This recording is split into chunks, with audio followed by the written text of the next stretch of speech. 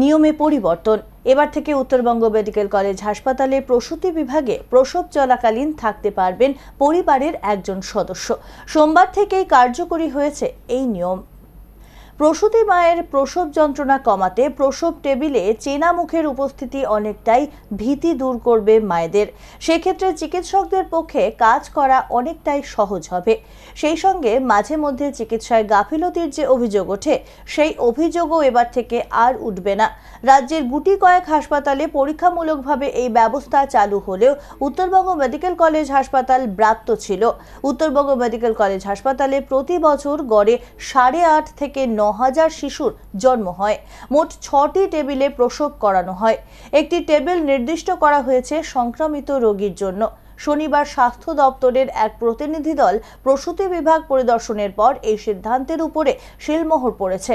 এদিন প্রসূতি বিভাগের চিকিৎসক ডাক্তার সন্দীপ সেনগুপ্ত জানান, এটা যে প্রথম হচ্ছে তা নয়, অনেক জায়গাতে আছে। আমরাও অনেক দিন ধরে ভাবছিলাম।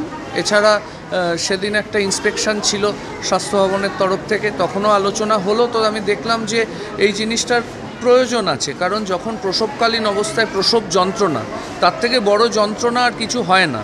তো সেই সময় যদি কোনো বাড়ির মানুষ, কাছের মানুষ থাকেন, তো সেখানে একটা সুদিং এফেক্ট হয়, অনেকটা তাকে সান্ত্বনা দেওয়া যায়। অনেক সময় তাকে একটু ভালোভাবে তার সঙ্গে পিঠে হাত বোলালে বা মাথায় হাত বোলালে বা একটু খাবারটা এগিয়ে দিলে তার একটা কমফোর্ট ফিল হয়। এছাড়া যদি মা থাকেন, দিদি থাকে বা শাশুড়ি মা থাকেন, তখন যেটা হয় তারাও তাদের অভিজ্ঞতা, লেবারের অভিজ্ঞতা, সেটা শেয়ার করতে পারে বা সান্ত্বনা দিতে পারে যে ব্যথা তো নিশ্চয়ই সহ্য করছে, কিন্তু ব্যথার আউটকামটা তো খুব সুন্দর। পেশেন্টের বাড়ির লোকেরা অনেক সময় উৎকণ্ঠায় থাকেন এবং সেটা খুব স্বাভাবিক। তারাও পাশে থাকতে পাচ্ছেন, কিছু খাওয়াতে পাচ্ছেন এবং এটা সময় উপযোগী পদক্ষেপ, সময়ের দাবি।